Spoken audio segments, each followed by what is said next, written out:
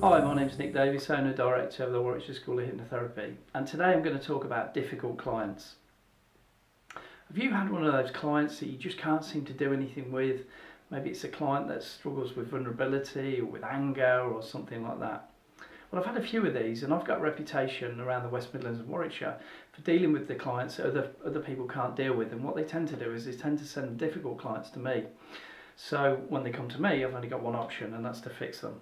So one of the things I want to cover today, and what I've been experiencing recently after having a few of these clients sent to me, was about what you really need to do with these clients. And it's about being brave and courageous and doing what's right, and not allowing the client to engage in a kind of a merry dance where they kind of control you. So let's take anger for example.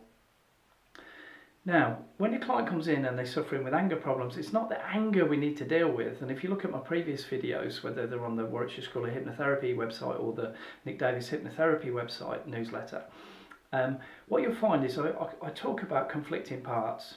Now, when somebody's got issues with anger, what we need to realise, and anger management doesn't work, trust me, I used to have it when I was younger and when I used to have an anger problem. But what you do is you look at the other side. Now, what's the conflicting, equal and opposite side to anger is vulnerability. Now, vulnerability is actually a quality, but we're taught in life, especially as men and boys, when we're growing up, that vulnerability is a weakness. It's not, it's actually a strength. If you watch some of the videos of Brené Brown, she'll say vulnerability is a strength. So what we do is we need to recognise that when we see the anger on the outside, that hidden on the inside behind that anger at the front, which you shouldn't touch at all, is leave that, because that's a secondary emotion. Is behind that we need to look at the vulnerability in the client. What is it that drives the anger? Normally it would be things like, particularly for males, I'm not strong enough, I'm not big enough, I'm not good enough, and women as well, I'm not worthy. But normally it revolves around not being good enough. Now, once we isolate this through questioning and find out and allow the client to relax and express this vulnerability and allow it through, once the client gets used to expressing those things, feels comfortable with it, then we can build on that.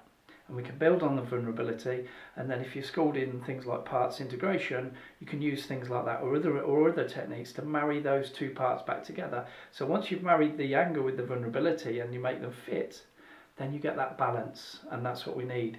So if it's another extreme example, like someone with vulnerability, the inability to speak up, well, I need to tease out the anger. This is where it's difficult, and what I do with my clients, I'll have them on the punch bag, I'll have them on the pads, hitting, swearing, driving that anger out, because it is in there. Because you can't have, if you look at the universe, you can't have one thing without the other. You can't have one extreme without the other extreme. You can't have day without night. You can't have hot without cold. So just believe that whatever you see with your clients in the extreme level, you need to find the opposite, and you need to drag that out. And when you drag it out, and I use some techniques where I'll say to the client, and I'll push the client, and I'll bully the client. And you want to be bullying the client. And I learned this, working at a celebrity weight loss retreat in France when I was working with millionaire clients that had only worked with Tony Robbins or Paul McKenna. Is sometimes you've got to stand up to these clients and go, I know what I'm talking about, to the point where the client becomes aggressive. Not to the point where they become violent, because obviously you just kick them out of your therapy room. I always make sure that those boundaries are covered. But the client may become aggressive and may lean forward, and you do that with them to the point where you go, I know it's in there. And then they have to make a decision. They have to make a decision whether to show that vulnerability or whatever the other side is, so that we can tease it out to work with it. But I completely communicate, this is what we're doing with the communication. And it may be that the client will say to you, I didn't think I was going to turn up today. So I'll say to the client, next week we're going to have a tricky session. We're going to tease out this other part, and you may feel not turning up. You may even feel like you don't like me. Stick with it and we'll get there. And that's why I have great successes with my clients. I'd love your questions, love your feedback, but please like, subscribe and share, and let me know what kind of things you want me to cover on the next videos. But keep working hard on those clients, and let me know what you want me to cover in the next few videos. But take care, and I'll speak to you soon.